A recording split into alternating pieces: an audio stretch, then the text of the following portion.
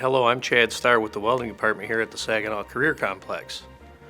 What I enjoyed most about working here with high school students is the ability to pass on knowledge that I've gained in the welding industry for the past 25 years working for Local 85.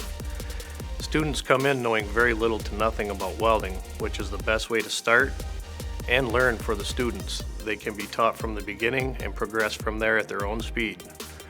Our program stands out due to the immediate needs of welders so that the students have a head start in the learning process for them to graduate and move on to college or going to work using the skills they've learned here at the SEC program.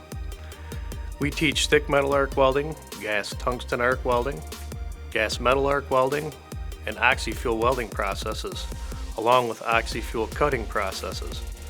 We also teach an extensive safety and use and care of tools. I enjoy teaching students about the fundamentals in welding and how they can have a career in this trade.